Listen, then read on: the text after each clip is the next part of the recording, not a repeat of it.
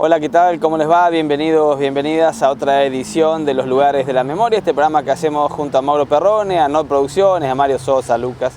Estamos una vez por semana contándoles o tratando de darle sentido a los lugares que habitás, que recorres, hasta edificios, porque hemos hablado de la ex escuela hogar, esos lugares que tienen un nombre y por algo lo tienen, y quien se lo puso ha querido dejar también ese mensaje. Lo mismo le ocurre a las localidades. A la que nos vamos a referir hoy hay que decir que, si bien está ubicada frente a una ruta que hasta hace muy poquito, hasta hace 7 años se llamaba Conquista del Desierto, no tiene nada que ver con la llamada Campaña del Desierto. Sí. Esta campaña que los gobernantes ya argentinos, pero descendientes directos de Europa, pensaron que para consolidar el modelo de producción capitalista debían extender la frontera de Argentina, con ello la frontera agropecuaria, a cualquier costo. A cualquier costo. Primero matar, y después a los que quedaron por ahí sujetaron las reglas del capitalismo, que estamos hablando de pueblos preexistentes que tenían otras reglas de vida, que no sabían esto de cumplir horarios, de trabajar de sol a sol, que vivían de otra manera. Bueno, estoy hablando de Chacharramendi, un lugar de paso obligado por la ruta pampeana que se dirige hacia 25 de mayo, es la 20, pero reitero, todos la conocen como Conquista del Desierto. Sí. Ya por suerte para la historia de acá unos años, pocos se acordarán de este nombre porque es en realidad una ofensa histórica hacia los pueblos preexistentes, porque no hubo ninguna conquista, no estaba vacío, había gente a la que mataron. ¿Cuál es la diferencia? Que está cerca de esa ruta, no está vinculado directamente con la fundación. Sí, las tierras fueron ganadas cuando General Lacha era un fortín de asentamiento para resistir e ir avanzando en esas tierras, en esas guerras. En esas guerras y Chacharramendi forma parte, obviamente posteriormente se va a llamar así en su fundación, forma parte de esos mojones poblacionales de avanzada, ¿sí? En donde había que comenzar a instalar una población que le diera otra perspectiva justamente a esas tierras. Es una localidad tierras que no se consiguen a punta de bayoneta o de no, escopeta, aunque las tierras sí forman parte del reparto ese, pero su fundador, que ahora lo vas a contar, no tiene nada que ver, no era militar. No. El fundador, que es Fernando Seijo, o Seijó en realidad, sí, con acento no es un militar, no es un general Hacha, un general Pico, sí, sino que tiene que ver básicamente con un terrateniente, ¿sí? Venido de España, en realidad él es vasco. De hecho, el nombre Chacharramendi es en función a su hogar, a una isla, digamos, que está en una ría cerca de ahí en el País Vasco de España. No hay que decir que estaba loco y estaba soñando, porque corría un río. Claro, exactamente. Salado, por ahí cerca. Le hace recordar a eso, y esas tierras que él adquiere en ese reparto, en esas ventas que se hacen al inicio, justamente es importante en ese momento porque, como vos dijiste, es un paso obligado para quienes van para la parte de 25 de mayo, Limay Mahuida. Hoy corren 2 rutas, una es la 20, que es la que dijiste vos, y la otra es la 143, que también pasa por uno de los lados del pueblo hoy. Y es un lugar que además tiene una finalidad interesante al inicio desde lo productivo, porque va a tener mucha vinculación con la parte del oeste, que al inicio sobre todo, que todavía no estaba enteramente, entre comillas, ¿no? Conquistado, ¿no? No eran tierras todavía las del oeste pampeano, que todavía totalmente arrebatadas a los pueblos originarios, tal es así que el movimiento, espero vamos a ampliar, pero el movimiento económico inicial tiene mucho de vinculación entre la gente que vivía en el pueblo, productores y demás, y los pueblos originarios o puesteros, por ejemplo, que van a estar ahí, porque Chacharramendi está casi a la mitad, digamos, ¿no? de la provincia, está equidistante entre la zona oeste de la pampa más bonaerense o de la pampa húmeda, como se le dice, y del oeste pampeano. Entonces ahí hay una relación y que no tiene nada que ver con otros movimientos productivos que por ahí vimos o que tratábamos en otros episodios, que tienen que ver con el ferrocarril. acá no hay vías de ferrocarril, no hay una gran ruta que pase, ni nada por el estilo, sino que es una zona que se comienza a desarrollar en función de el movimiento productivo local. Entonces, ese inicio entre ser una herencia de la conquista sin haber formado parte directamente de disputas, digamos, con los pueblos originarios, y al mismo tiempo no ser fundada a partir de la llegada del ferrocarril, le marcan como una distinción, ¿no? En cuanto a su momento de origen. Decías vos, Saijó, ¿no? El Sí. fundador. ¿Por qué? Porque puso una casa de ramos generales que tenía de todo, porque ese era el lugar de paso y de parada obligada para continuar las largas distancias que se hacían.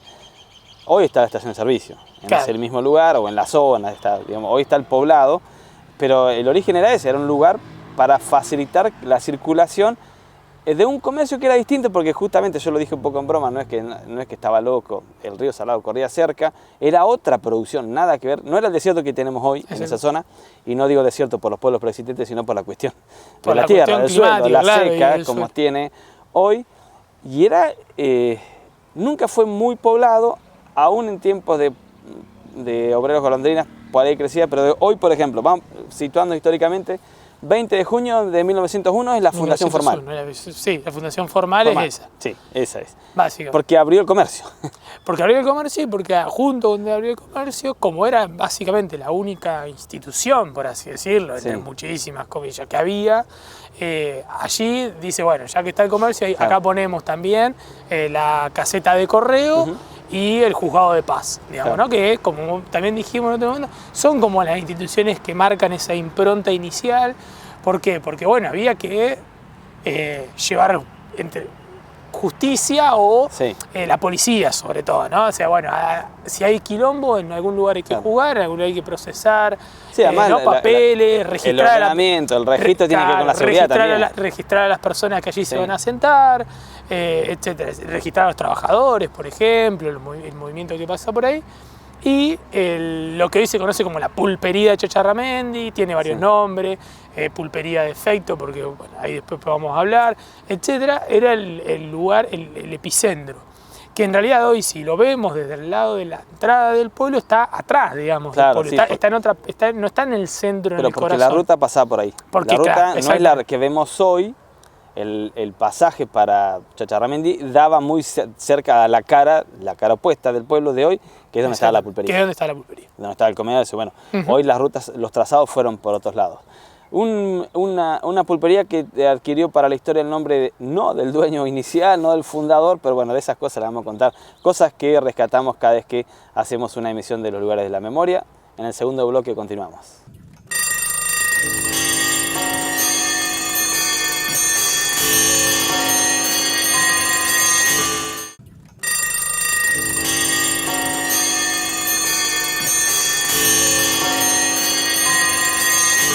Continuamos en los lugares de la memoria, algo le adelantábamos recién con Mauro, estamos hablando una aproximación a la historia de Chacharramendi en este programa, que lo que hacemos es divulgar para que conozcamos un poco el sentido de los lugares y de los nombres. Me iba a la pausa diciendo que la historia o la realidad ha sido, si estuvieran vivos los fundadores, habría como una pelea, porque quien lo fundó no es el que se recordó por muchas décadas. No, porque... Como decíamos, Fernando Saijó fue el fundador, porque justamente es esto, marca el inicio a partir de la Casa de Ramos Generales. El tema es que después de un tiempo la lega, digamos, ¿no? se la vende o se la da a uno de sus empleados, que era José Feito, tienen encima apellidos similares, y a partir de ahí se lo conoce como el boliche de Feito, ¿no? La pulpería de Feito. Almacén grande también, digamos, o viejo almacén. Ha tenido varios nombres, nosotros lo conocemos como la pulpería de Chacharramendi en el sentido turístico. Es un lugar que además... adquiere, cuando se lo lega al empleado, adquiere la mayor dimensión de que el 30 del 40. Estamos hablando 1901 fundación, este comercio que es a raíz del cual se funda, pero la pulpería en sí adquiere la mayor significación ya siendo de Feito. Ya siendo de Feito, porque justamente es cuando un poco el poblado queda con personas ya trabajando allí, sobre todo que es población enteramente rural. Hay que decir que Chacharramendi además tiene una cuestión que es que tuvo mucha producción, a diferencia de la zona más conocida por ahí, porque la mayor población pampeana está en la zona este. Tiene una población de producción de ovejas, digamos, ¿no? Población ovina. ¿Por qué? Porque hay todo un movimiento económico en Argentina y La Pampa lo tiene en función de su vinculación con la producción bonaerense, que es lo que se llama el corrimiento de la frontera agrícola, digamos, ¿no? El ganado vacuno avanza más hacia el oeste, digamos, ¿no? Viniendo desde Buenos Aires, y el de ovejas se corre más hacia el oeste. Bueno, Chayarramendi formaba parte, ¿no?, de una gran producción ovina y tenía mucha población en la época de Esquila. Sí. Y ahí es donde aparecen ellos, trabajadores golondrinas, personas que van y vienen. Un trabajo muy distinto al del trabajo vinculado al del ferrocarril, porque las personas que llegaban ahí llegaban a caballos o en carreta. Había mucho, de hecho, mucho gauchaje poco adepto en realidad a reglas de trabajo más, ¿no?, más constante. Casi que no había mucha opción más que llegar a caballo, No. o en las carretas o en las diligencias, porque la ruta como la conocemos hoy es de la década del 70. Exactamente. Asfaltada del otro lado. Del otro lado. Antes era un camino de tierra, el asfalto precario, pero que había era hasta General Hacha. Sí. Fíjate la vuelta que daban, porque es unos kilómetros, quienes piensen en el lugar. Hacha está más al sur, estamos hablando de una población que iban más hacia el norte para poder llegar a General Hacha. Hoy uno transita esos lugares, ruta de la cría, agarrás el tramo de la 143 para después ir a la 20 y llegás a Chayarramendi. Bueno, iban por atrás, hoy no hay ruta. Iban por atrás. Si se quiere, para que nos ubiquemos, donde está el paraje del Durazno, el cruce, varios kilómetros hacia adelante, como si imaginemos un dibujo de ruta por ese lado, porque entraban por ese lado. Simple recomendación, porque sigue siendo el lugar de paso obligado de una ruta muy complicada, muy larga.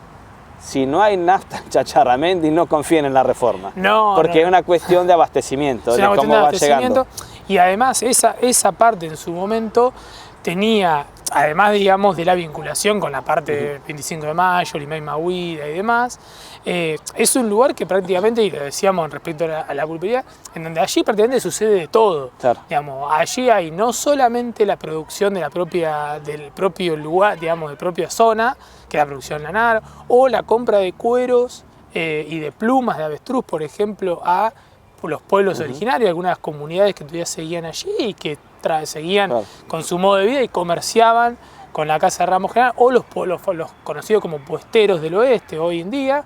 Entonces, eso concentraba esa producción y además todo lo que llegaba en las carretas, porque estas diligencias venían, dejaban parte de cosas para vender, ¿sí?, productos que no se conseguían allí, era correo, era juzgado de paz y también era un banco, porque allí también los productores rurales podían comprar maquinaria, dejar guita ahí y retirarla, hacer, digamos, ¿no?, intercambios de dinero, etc. Entonces, era un lugar que era un epicentro y que al mismo tiempo concentraba esa vida social muy, muy pequeña, pero que estaba allí. Cuando uno visita, por ejemplo, la pulpería de Chayarramendi, también nota en uno de los galpones que tiene, que, por ejemplo, estos lugares, al estar ubicados o emplazados en zonas muy agrestes, en contextos muy agrestes, tenían, por ejemplo, tipo troneras para defenderse de bandoleros, ¿sí?, para tirarle a los bandidos rurales, como se los conocía. De hecho, el más conocido de la historia pampeana, ¿no?, Bairoleto, el Robin Hood criollo, pasó por allí, ¿no?, y estuvo hospedado un tiempo. De hecho, hubo una discusión porque a la pulpería, que hay que decir que en 1992 la zona se provincializa, o el edificio se restaura y pasa a ser un lugar de conservación de patrimonio pampeano, se discutía qué nombre ponerle. Claro. Pensaron en hacer una consulta popular, hicieron una consulta en el pueblo, pero pensaron en hacer una consulta más ampliada, porque alguna sugirió Bairoleto. Y los familiares, tanto de Feito como de Seijo, se oponían. A Norma Durango le tocaba ser su secretaria de Cultura y ella opinó que Bairoleto era representativo para La Pampa, pero no sabía si correspondía en ese lugar. No sabía, no. Claro. Tiene una parte que es el patio. Claro. Entonces, en el patio, ahí sí tiene el nombre de Juan Bautista Bairoleto. Claro, sí, bueno, igual lo han rescatado. Lo han rescatado. Hoy dice el último dato censal que tenemos, que es de hace 2 años. 248 varones, 151 mujeres viven hoy. Hay que decir que no viven en el poblado, viven mayormente en la zona rural, porque todavía hay mucha gente habitando ahí y tratando de sobrevivir en condiciones climáticas muy difíciles y donde conseguir la unidad económica es más difícil todavía. Todo está difícil todavía y además hasta hace un poco tiempo estaban las escuelas rurales de alrededor, que básicamente es lo que el Estado crea para justamente esto, ¿no? Para educar a la población, los hijos de las familias que ya estaban allí asentadas. Hay otra cuestión que también tiene que ver con el momento y demás, que es que Chacharramendi tiene una vida relativamente de apogeo en cuestión productiva, económica y social, hasta la mediados de la década del 40. Sí. Que es cuando se seca el salado. Claro. Digamos, a partir de ahí, toda esa producción de ovejas, sobre todo, se termina. Sí, va cambiando. Bueno, vamos a referirnos a la transformación económica, alguna película que se filmó y algo más de Bayroleta en el tercer bloque sobre que le estamos dedicando hoy a Chacharramendi.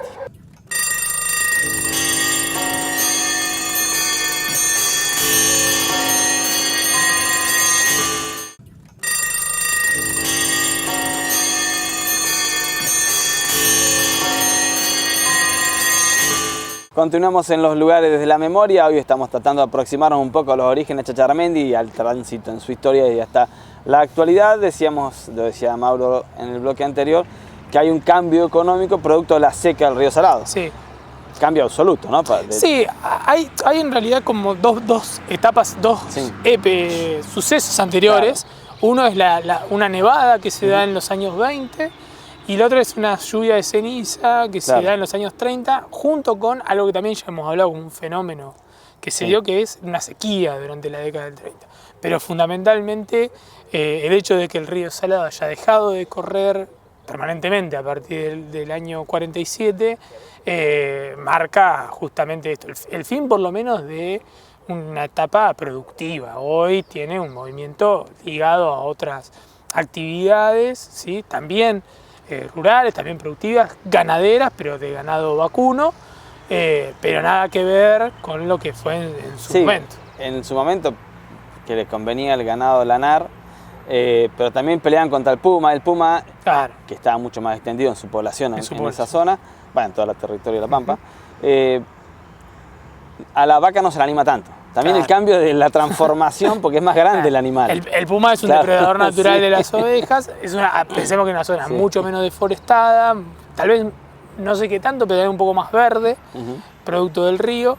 Y es por eso que incluso esa parte de agreste sigue siendo un atractivo, porque bueno, hay cotos de caza, digamos, ¿no? En el lugar, que forman parte también de lo que podríamos denominar como actividades económicas. Pero esa etapa, digamos, que se da ahí en ese momento es como la etapa que más se recuerda hoy de Chacharramendi, que es lo que uno va a mirar. Que es como mayor auge económico, digamos. Claro, y es la historia que se recuerda, son esos años de esplendor del pueblo. Ahora, el Estado terminará llegando completo con una posta sanitaria empezada a construir por la democracia del gobierno de Juan Domingo Perón y Aquiles Regasoli, estoy hablando del 73, inaugurada por la dictadura por una cuestión de que le faltaban unos meses. En 76 recién ha instalado la posta que está hoy, por supuesto que ha sido refaccionada, mejorada, pero recién ahí llega con la salud pública. Sí, ya estaba la escuela antes, de hecho antes atendía en alguna casa particular, algún enfermero, pero bueno, ahí llega. Estamos hablando ya que Chacharramendi ya era el de hoy, cuando el Estado termina llegando con la salud pública de esta manera. Le decía, Bairoleto pasa por la zona en la etapa final, o sea, recordemos que se tiene que ir de Castells porque mata a una mujer que se disputaba con un comisario. Mata al comisario. Mata al comisario porque se disputaba a la mujer, Mata al comisario. Y empieza a irse. Y es la etapa final de su vida, que él va a pasar por la zona de Chacharramendi. Final de su vida porque se va a suicidar. Claro, es cuando hace el tránsito hacia Mendoza, en realidad, que es cuando finalmente su compañero lo traiciona, lo vende, ¿no? Le dice, está ahí con la mujer. Y bueno, después del intercambio de balacera con la policía, como él había dicho, no caer nunca en manos de la policía, se suicida. Sí, Y los habitantes de la zona, por eso la discusión era que le tenían miedo que viniera a robarles. Claro. Sí. A robarle para después distribuir entre pobres, Sí, muchas veces. Como muchos de los bandoleros, Bairoleto, que es uno de los más reconocidos, te dan esta doble cara en la población, ¿no? Claro. A quienes les robaba era un ladrón, un forajido, ¿no? Un fuera de ley, pero también tenía una visión sobre la población más pobre tal vez, una visión de héroe en el sentido de que eso después lo repartía, lo daba. Muchas veces se terminaba quedando en estos lugares, tipo pulperías y demás, claro. Y ahí nada, repartía lo que había robado, jodas y demás, y después seguía. Por eso, mayormente en los pueblos la imagen que queda es la de rescatar el símbolo, claro. Es simbólico, bueno, popular, más allá de que hay que decir que en aquel tiempo y ahora cometía delitos, digamos. Pero, sí, bueno, sí. Pero se instaló en un tiempo donde también el fuera de la ley era visto como una cuestión, no sé si heroica, pero sí rescatada popularmente, porque también había muchos gauchos, por ejemplo, que escapaban por ejemplo, a ser llevados a la fuerza como peones rurales o formar parte del ejército, por ejemplo, en su momento. Entonces, había todavía esa no existía el concepto, pero se veía una trata de personas, claro. Ya sea para laboral o para ir a una famoso, claro, lo que eran las libretas de Conchavo, claro, ¿no? Que estaba ahí con la ley, estaba vigente en su momento la ley de vagos y malentretenidos, que tenía que ver con personas que no acreditaban haber trabajado en un tiempo, entonces eran llevados a la fuerza muchas veces. Entonces, todos esos elementos hacían que la justicia o la policía no era tampoco tenida como bien vista. La frase surge de ahí. Bueno, el imaginario popular por eso rescata a Bairoleto, la figura. Sí, lo rescata. Y él, de hecho, la disputa... Es un acto casi de estricta justicia histórica. Y de hecho la disputa con el comisario en su momento es en función de una pelea dentro de un prostíbulo. Entonces, claro, el comisario que hacía ahí también, bueno... Toda una cuestión ahí de la historia popular también y del boca en boca, porque eso también es la otra, que es, claro, hay mucha tradición oral de las historias de Bairoleto, mezclas de cuestiones reales que sucedieron y otras con fantasía, con obviamente agigantar la figura popular. Y después hay otro elemento que es que Chacharramendi, un poco lo mencionabas anteriormente, es escenario de una filmación de una película, claro, muy conocida de la Argentina, de Héctor Olivera. Después de la recuperación, bueno, no, en realidad la provincia lo declara ahí más o menos patrimonio histórico. El libro se llama Una sombra ya pronto será, del gran Osvaldo Soriano, donde narra, hay que decir que Soriano contaba la historia de perdedores. Te digo que vos y yo seríamos perdedores ante el capitalismo y ante la mirada de Soriano. El perdedor en este caso era un ingeniero desocupado en el menemismo, padeciendo el neoliberalismo, y que va a ser dedo. Está situado la novela en el interior de la provincia de Buenos Aires, pero por una cuestión de que Héctor Olivera, el director que termina haciendo la película, había pasado una vez, había conocido el lugar. La tapa del libro original, la de sudamericana, porque después se han hecho tradiciones, muestra un dibujo donde hay una Coupé Mercury y detrás se ve tipo una estación de servicio y un hospedaje. Olivera había pasado por el lugar y enseguida se acordó, tengo que ir a filmar allá. Y vino, y la Coupé Mercury es de ya está fallecido, en este caso es pariente mío, pero fallecido, mi tío, que vivía en Chacharramendi, él la tenía y alquilaron su Coupé Mercury, pidieron permiso para usar todas las instalaciones. La pulpería es parte de la película, no restaurada como está hoy, porque estamos hablando que se recupera en 92, para la provincia como patrimonio histórico. Y hay un procedimiento, claro, primero de esto, ¿no? De relevar qué es lo que había quedado y todo lo demás, y después se hace el proceso de restauración, claro, ¿no? De restauración histórica. Esa película, Miguel Ángel Solá, Gloria Carrá muy chica y Diego Torres son los tres protagonistas principales, que pasaron 20 y pico de días en la zona viviendo. Se hospedaban en General Hacha por razones obvias e iban a filmar hasta esa zona. Exactamente. La pueden ver, Una sombra ya pronto serás, parte de Héctor Olivera, desde el año 94. De la liturgia de Osvaldo Soriano, que siempre contando estas historias de aquellos que, a pesar de que hicieron lo que el sistema les dijo, estudiaron, se recibieron, trabajaron, igual perdían. Bueno, queremos aproximarnos simplemente a la historia de Chacharramendi, contamos estos.